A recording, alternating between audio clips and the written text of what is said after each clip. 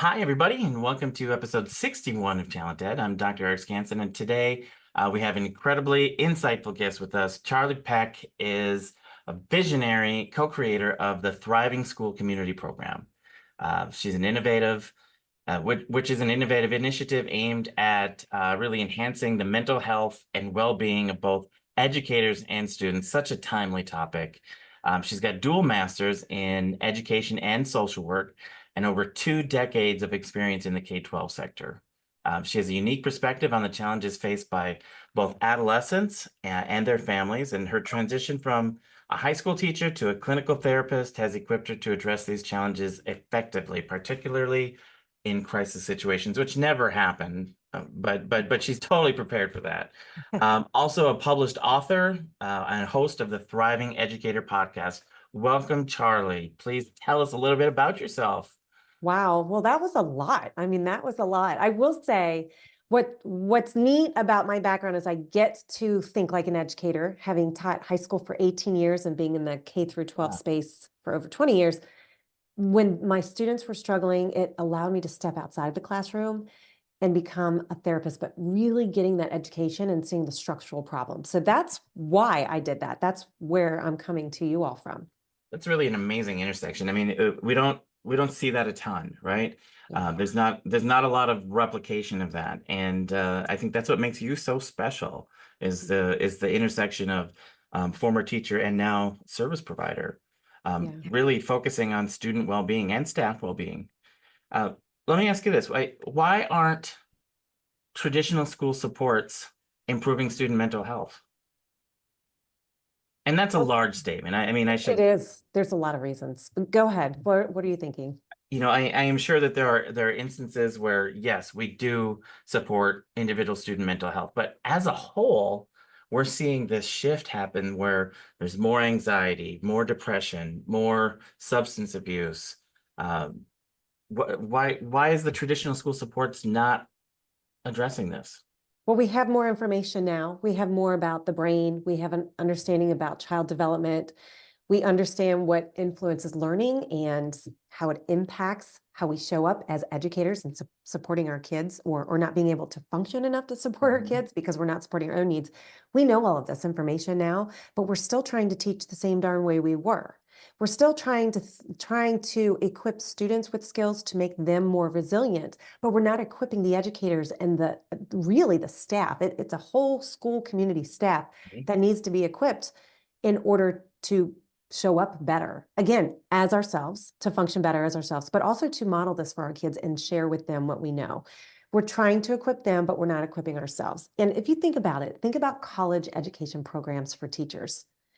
I mean, when I go and speak to these college classes, these teachers who are excited to go into the classroom, who probably stepped in for the first time, I've spoken to different groups, they're seeing the teacher that's hosting them completely burned out, talking negatively to them, they're ill-equipped. And so when I actually equip these new teachers with these skills and tools to just think about child development differently, or to have some basic information that we have, they just feel more confident. So there's a lot going on, but really we need to move from just educating the kids to equipping the adults. And what a great retention strategy when we're all faced with teacher burnout and people leaving the profession. We have to be able to support them in a different way, right? We Yes. need them to stay. We need them to have the tools. Uh, Yes. w- is there like a pivotal moment that maybe caused you to think differently about youth mental health or mental health in schools? Yes, absolutely. And I tell this story in my keynote often, but I have a lot of pivotal moments, but this was my biggest one. And it was early on in my teaching career, thank goodness, because it adjusted everything that I did after that. I had this student, a high schooler, and she left my class one day without asking, no permission. Like she just got up and left class. And then right when the bell was about to ring, she snuck right back into class. And I tried to talk with her about it, but guess what happened? The bell rang and she left. And I, Eric, got called down to the principal's office later that day. And the principal said to me, just let her do that. And I was floored. I was so frustrated and angry. What do you mean just let her do that? That's not fair. It's not fair. But I did. I complied. I let her do that for the rest of the semester. And she didn't do her homework all the time. She kind of gave me attitude and didn't engage in class a lot and just kind of came and went as she pleased. I didn't like it, but I complied. And so when that semester was over and we were starting a new semester, I did not like how that sat with me. That is not the kind of relationships that I build with my students. So I went to the school counselor and I said, can you tell me where this student is going to be so I can go say, I'm sorry, and just to make amends with her. And she said, well, she passed away. The problem is that kid was in our classroom that entire time without me knowing she had a terminal illness. She was going through that without my knowledge. So part of the problem is what kind of communication do we have in our schools and what are we lacking? What can we share? So that's part of, as a therapist, I'm thinking there's definitely ways we can communicate better with teachers. Aside from that, is imagine what I could have done for her differently as she was sitting with us in my space that I could have just created more positively for her and given her a better outcome. So here's what I ended up thinking differently about, Eric. It's how many kids are in our class going through something that we just don't know about. Mm-hmm. And why is my approach to kids who are compliant and doing what they're supposed to do and making me feel comfortable as a teacher, why am I treating them differently than the others? And so I started to shift my thinking around kids and their experience and what they're coming into our classrooms with. So that was one of the pivotal moments I had. Yeah, I mean, we've known all along that we need to get to know our students, right? But there Yes. seems to be these taboo areas where, well, that's knowing them too much, or that's personal, or but if we really want to reach students at a level where it's impactful, we have to know all of the things that come. Well, and here's what I will argue. Because I'm a therapist now and I get the confidentiality issues, I would have never known about it. She would have never told me. She didn't want me to know. And so we have to honor that. Mhm. And so my message when I'm talking in keynotes or with leaders and teachers is you are going to have these kids in your class and you may never know what's going on with them. So we have to humanize all of them. We have to do that. And I've done that. I did that. I got to do that throughout the rest of my teaching career. And I developed these wonderful relationships with kids because I sought to understand them at a different level than teachers typically did. There's tons of teachers doing what I did, but weren't taught to do that. Interesting. I think about my experience as a high schooler, which I'm not going to say how long ago that was, but it was long enough. Yeah. Um, Today, our teenagers have so much thrown at them, and they are so aware of everything that's going on in the world. It's in their face, it's on their phones, it's on social media. It has to have an impact on how they view the world and how they view themselves in the world. So my question to you is, what kind of impact does social media have on kids' mental health and well-being today? A lot, a lot. It is keeping them from growing and developing the way that we did. And so we have a disconnect generationally right there. And so that's causing conflict. But also, we haven't adjusted as a society, like as the education system is not adapting. We're still trying to teach them in old ways, like we're the ones with all the answers, and we're not. They know this. So they're keen on that. So now that there's a disconnect, now they're feeling more isolated and they don't trust the system. They just don't trust it. And so if we keep trying to push it in their faces and not working with them and shifting the way that we're building relationships with them and leading them, it's just going to spiral the system out of control, which is what's happening. And that's why teachers are so frustrated. Kids are pushing back, and that looks scary to us sometimes. Sometimes they're belligerent, sometimes their tone is a tone we don't like. We used to teach in a system where the teacher had complete authority and was respected no matter what. Kids don't buy into that if they don't trust the system or the adults around them. And so the way that we're showing up to them just has to change. And it's, one of the best things I did as a teacher is I taught teenagers about how their brain worked Mm. and how the influence of their childhood impacted their brain and the way they think and how they react and why they're more impulsive. and why they have conflict in their homes with adults, because adults don't understand them. But when they started understanding themselves, they could start advocating for themselves. They could start forgiving themselves for problems that they got themselves into. So there's a lot there, but I know there's so many great things that we can do in the education system to turn this whole thing around. One of the stats that's really alarming is the amount of suicide attempts and suicide. What would be the term? Finishers. Yeah, people who die Finality. by suicide or who have Yeah. suicided, Um, how do completed. we approach this with youth? Because how do we improve these rates among our youth in our schools? The worst thing we can do is not to talk about it with them. They want to talk about it. They want to know. They are looking to us to lead them. They feel so alone. And guess who they're learning from? They're learning from their peers who do not have the information that they need. But that's what they're doing. And so, or they're looking at these influences online, influencers, Yeah, yeah. and getting wrong information, or there's some contagion going on there. But here's what we need to do: we need to equip educators and parents and caregivers of any kind how to notice that a kid may have shifted into some either suicidality, some kind of different thinking, different patterns, isolating themselves, changing things that they're doing. We need to help them understand what some of those changes are. But more importantly, Eric, we need to get them comfortable asking questions about it. First of all, are you thinking suicide? We need to get comfortable asking that question. Because we ask that question, it does not mean that they are going to be suicidal. If anything, we're going to catch some of these things. Just like teaching about anxiety, some people really can't stand when we go into schools and teach about anxiety because they think that then students are going to be like, wow, I have anxiety now. Mhm. No, if we teach it properly, we actually let them know that this is a way that we can deal with it. And it's okay to have anxiety. Here's what it looks like, but this is now how we can get through it. So I use terms like I actually kind of generalize some of these things as stress because I can't talk about trauma. I can't talk about Mhm. SEL in some states. So we talk about it just we're stressed. Here's how our body is responding. This is why you're carrying some guilt around. Let's change how you respond. Mhm. Let's make it more appropriate. And we can do this. So problem solving is another piece to it. Where do you see that happening in schools? I mean, we love to compartmentalize and have, a health class or, um, we're going to talk about this in 0 hour or where do you see the best fit for these conversations to happen? Everywhere, all the time. It needs to be completely embedded in everything we do. It cannot be treated like a separate subject anymore. And that's why we've been teaching SEL since 1994. It's great. It is rooted in evidence. It has a great impact when it's done properly. The problem is it's treated as a separate piece, a separate class. And so we have to embed it in the culture of the school and the community, in the home. It has to be a shared partnership. No longer can we ask parents to be the only people in charge of guiding student behavior and child behavior in our culture. We can't do that anymore. It's too much of a burden for just the parent or caregiver. It's got to be shared, and we have to own it in both spaces. Well, I think that's a great answer to what I was going to ask you next is where do we start? It sounds like we need to start in partnerships and awareness between all parties that are surrounding our students.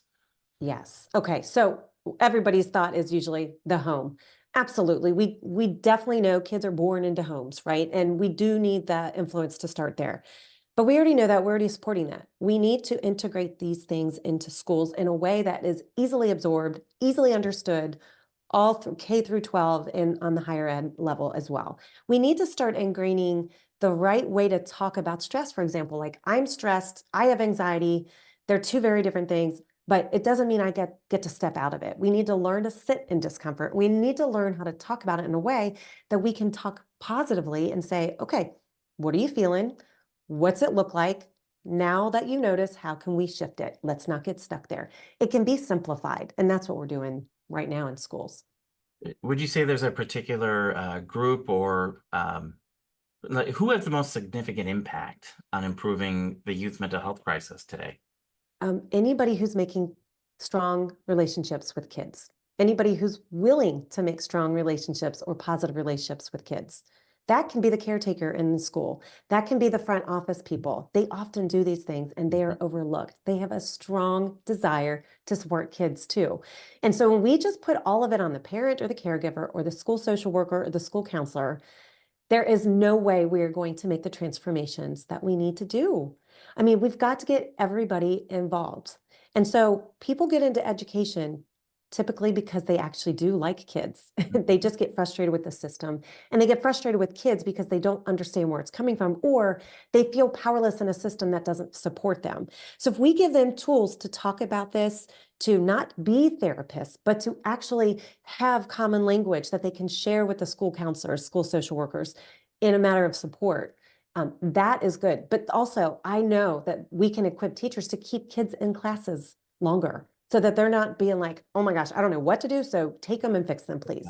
It's just a shift in thinking, and we've got to just give them some education around that and some very practical tools that just integrate into their day so it doesn't feel like more they have to do. So I heard you use the word shift. Let's get in the DeLorean. We're going to go ahead 10 years, 15 years. You pick the year. What does the future look like when we can make these changes in our schools? Like, paint a picture for us. It's great. Kids want to be in school. They see it as a place that is secure for them. It is not a place that they feel like they can't take risks, and when they fail, they're not going to be labeled. They're going to be able to take risks because they feel safe and secure in that space. And that means, um, gosh, technology is going to be a part of that. Technology will be a piece of that. But one of the things is this whole zero tolerance with cell phones. I don't know that that's going to work. Zero tolerance on anything doesn't seem to work. So we have to lead that as educators and adults in that space with them. But what will happen is you'll see that line of communication open. You'll see that those kids will show up. They'll be ready and prepared to learn. They will ask questions and think critically about the problems that are facing them. They won't go to the teacher to say, tell me more about this. They'll ask, how do I think differently about this? And they'll say to themselves, like, how can I do this differently? They'll take more ownership because we allow them the safe space to do that. So I really am hopeful about it. I don't know how many years it will take, but it is a collected action among all of us, because when a system is so overwhelmed and so fractured, any kind of change that we're waiting for is just not going to happen. I mean, I pose this question every time I talk with teachers, be like, name all of the problems that you're having. They love this, but then I don't let them get stuck there. And then I say, what is one thing that you would do to change that? One of those things. And they're all excited about it. And I said, okay, great. What needs to happen for that change to take place? And it's a long time. So by the time they get to school the next day or the next week, the next month, the next school year, it's not going to change. The Mhm. only thing, and this is not new, we know this, the only thing that we can change is us. And sometimes that's not only our action, it is just how we think. And so that's why I say shift. Shift doesn't feel as big. Shift is something like, I saw it this way, but I have new information. So now I'm going to just look at it this way. Yeah, change can be a scary word for a lot of people. Yes, because it's unknown, but little increments. And this is what I do. I mean, think of big projects kids have to have. I mean, we used to have all these big projects, Mhm. and I would have them take it out piece by piece. We'd use little sticky notes. I mean, there's just little things that we can do to make something big seem small and incremental. But once we know and believe, once we believe that change can happen or that I have some control over it, then I will be a part of that change. So that's where the buy-in has to come. I have one of our school pro contractors who talks about change, and he uses the word upgrade, which I really love because who doesn't like an upgrade? Like, Right. who doesn't like an upgrade on your flight or your hotel room? He uses the word upgrade. What are you going to do to have an upgrade in the way you approach this? And that's really helpful for me because that's a shift in our vernacular, the shift in how we use the word. Um, so I would love to see some upgrades for our school and for our kids in the way that we approach mental health. And the beauty of what you're talking about is if students can learn to do that with their own mental health, now it shifts to what can I do to control my learning or my outcomes, or what am I interested in? How do I be an advocate for, my grades or these assignments? Like, it's a skill that is transferable to other areas. Absolutely. That's why so many people are like, can you give these skills to my employees? Yeah. Yes, you can do that too. It's about investing in human capital. But that's the thing. It's like, if we just think of it as something small that we can do, that we have control over ourselves and give ourselves agency, that's this generation, Generation Z, they are familiar with that. They want that agency. They definitely want some guidance, but they also want a say. They want that equity piece that sounds like a bad word these days. They just want to feel valued and have a voice. And so when we teach them how to use that voice in a way that helps them meet their own needs, that takes the ownership off of me to constantly meet the needs of my kids or my students. That's how we're feeling overwhelmed in education. When I talk about mental health and wellness, a lot of people think, well, you're just giving it out to kids. No, actually, I'm giving them more ownership. I mean, think about being a parent. I have, as my kids have grown up, I mean, my kids were wiping the toilet seat at 2 years old because they were capable of doing it. Mhm. So introducing them to some autonomy at an appropriate level, they can do these things if we allow them to, but they have to feel like they can and will be completely ostracized if they do something wrong. That's where we have to shift. And that's not hard to do. Mhm. Well, you maybe just saw me. I just had to reach over to my bookshelf because I wanted to pull out. Um, oh, it's going to disappear on me.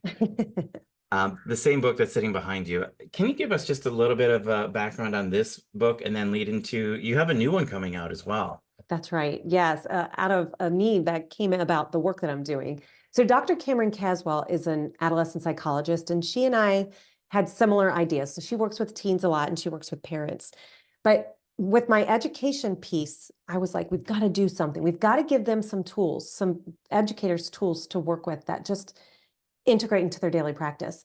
And I saw that what I noticed is when I stepped out of the classroom and worked as a therapist, the tools that I was using with clients, teens, but parents and families, it's like, why are we not giving these to teachers? We can use these in practice as well in a very simplified way.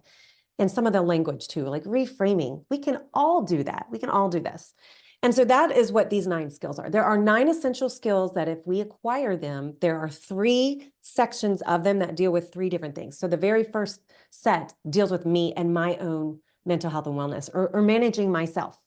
And the middle set is about stepping outside of myself and now creating that space for somebody else. And how do I respond effectively when students are out of control or misbehaving? What do I do about that to support them? And the third one is about that polarization that we're seeing in our systems and together. And how do we come together and appropriately communicate, but in a very simplified way? How do we solve problems when we're stuck? And so when we acquire those skills, we have something very tangible, something simple that we can just integrate in our daily practice. So here's what I realized, Eric. I do teach these skills all the time, all across the country, to very different walks of life. But what I noticed is some people aren't in the mindset to receive them.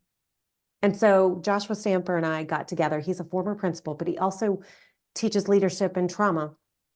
And it was about, well, how do we get those people to understand that they need to receive it? So we're giving them a background there and just a very simple framework, 3-step framework, so that we can get them ready to then receive the skills. When can we expect that to come out? That'll be out in the fall. We cannot wait. Yeah, it's about behavior. It's called the language of behavior. I love it. I love it. Yeah. Let's get to know Charlie on a different level. I got some fun questions for you, and some of them are a little bit cliche, but that's okay. What's your favorite way to unwind after a busy day? You know, talking about mental health, we all need a time to download or to recharge, whatever word you want to take. What's your favorite way to unwind after a busy day? Well, if I could access a beach, I would be on the beach all the time to unwind, but I don't always have that. So I am happy just either taking a walk and just listening to a podcast, or just sometimes sitting with my kids, just talking with them, Okay, depending on their mood and my mood too. great. But that helps a lot. Let's go to the dinner question. You can invite a singular historical figure to dinner, alive, passed away, either one. Who would you invite and why? Okay, so my mom has late stages Alzheimer's. So I have lost essentially my mother in all of her wisdom that at this point in my life, I would have really benefited from. So she is here, but she's not all the way with me. And so I would love to invite her back to where when she was my age, so I could draw from her wisdom. That's beautiful. Hidden talent. Do you have a hidden talent that we don't know about? I still play volleyball, and I can dig up the ball a little bit. I can still do that. And then my last question, this is one of my favorite questions, and I probably need to provide a definition with it first. I'm going to ask you who your edu crush is. Okay. So in the world of education, we all have, these people that were like, I am in love with you because of who you are as an educator. Who's your edu crush? Who's out there? Wow. Okay. So this is really easy. This is somebody who literally just retired, but he was in my department for years. His name is Cam Donovan. And he's such a great guy. I learned from him all the time. I always reverted back to him when I was thinking about how can I be a better teacher in my practice, but how can I show up to kids better? So he doesn't know this. And it really is somebody that sparks that in you to just constantly be growing and being a better person in education. So I think about him a lot, but there are definitely a lot of other people too, but There can be he a comes lot. top to mind. Yeah. Through this work through School Pro, I have developed a lot of edu crushes, and I might say that I think you're moving up on my list there, Charlie. After our conversations and the work that you're doing, it's really fabulous. Thank you. Call to action. Call to action. Charlie, what is your one ask of anyone listening today? What would you ask of them? I want them just to keep things very simple with their next move here. And if they just get in the habit of asking themselves, what do I need? Mhm. And thinking about the other person in front of them, what might they need? But let's not guess, let's ask them, what do they need? If we just get really simple in the language and the question we ask and just try to meet your need or their need, this world truly will be a better place. Mm. Well, thank you, Charlie, for sharing such valuable insights today. Some personal stories. You outed your edu crush today, which Right. I hope that this makes it to him. For our listeners who want to learn more about Charlie's work, be sure to check out her book, School Mental Health, Improving School Mental Health. But there's another book coming out, so get this one read first, and then you can get into the 3-step one. Um, you can find that book on Amazon. You can listen to her podcast, Thriving Educator. Truly, truly amazing. And I'm so happy that we had a chance to speak today. So with that, that's going to wrap up our episode of TalentED. We've discussed the crucial topic of improving student well-being. We've explored some of those gaps in the traditional supports with social media, effective strategies for addressing youth mental health. How do we collaborate around the most precious resource we have, which are our students for the future? So thank you, Charlie, for joining us. And remember, if you're looking to book inspiring speakers or need support with educational leadership, including Charlie, please connect with us at School Pro. And with that, I'm going to tell everybody, stay PKS, which is positive, kind, and supportive. Thank you, everybody.